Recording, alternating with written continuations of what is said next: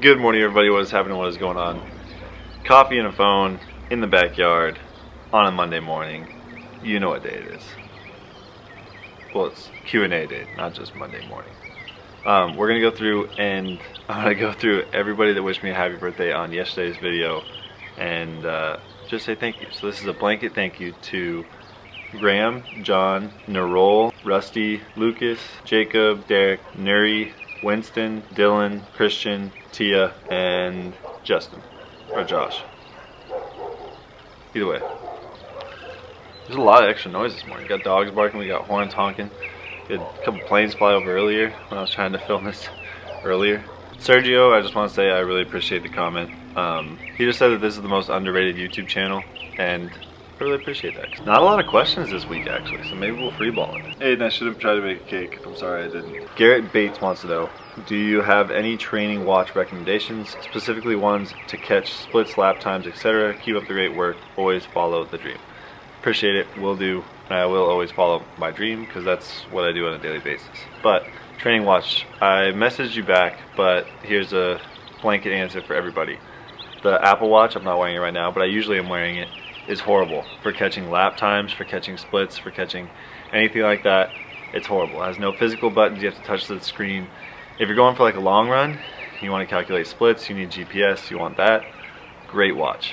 If you're just like running like hundreds or 200s or even 400s or anything that is involving a track or very specific timing, horrible watch. It's actually really bad. I recommend, the best watch I've ever had was the Nike TomTom Plus watch. You can slap the front of it. So if you have a watch, I know Ironman makes one, I used to have it, it died.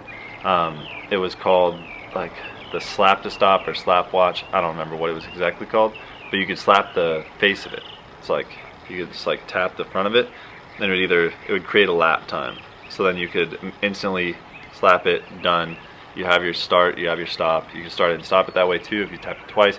It was actually a really, really cool watch. The Nike one worked especially well. The Ironman one didn't work as well, but that's the best watch. Other than that, literally you just need a super simple watch. I've used my G-Shock for some stuff.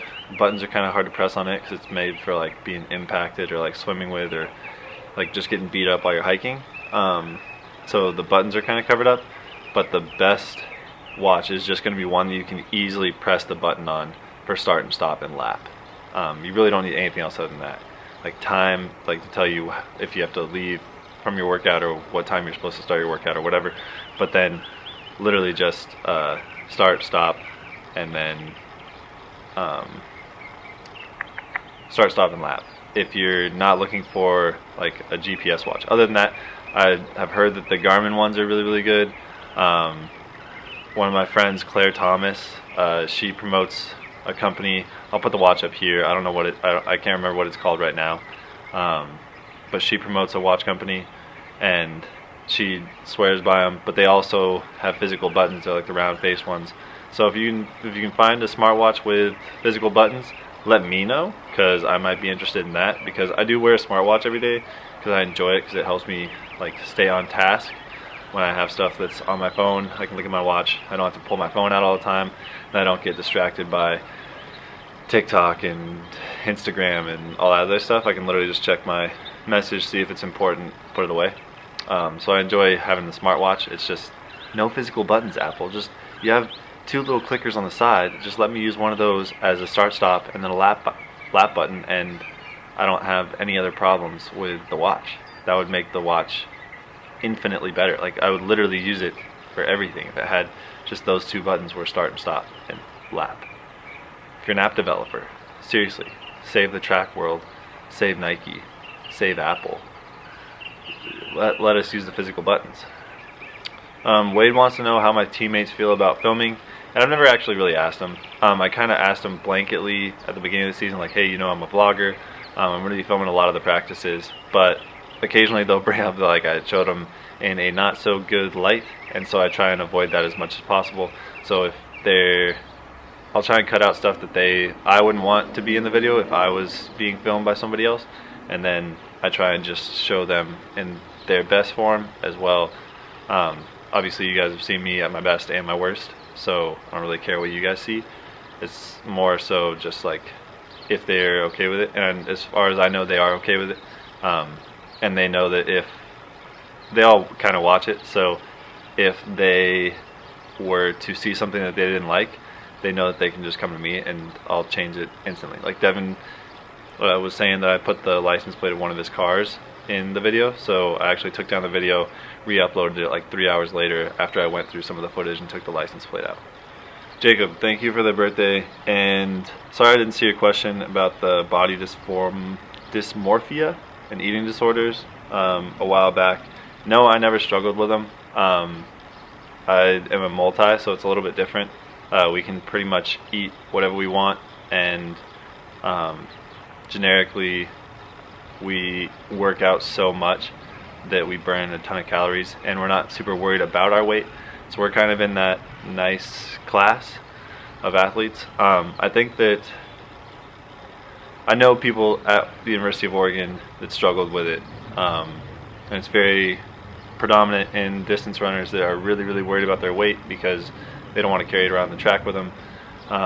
So it was very apparent in college sports, and I think that it also goes back to your coaching staff.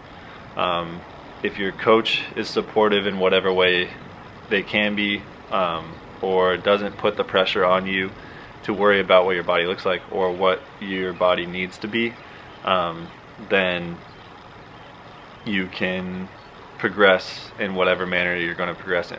And that's not to say that your coach doesn't have a say in what you're eating on a daily basis or what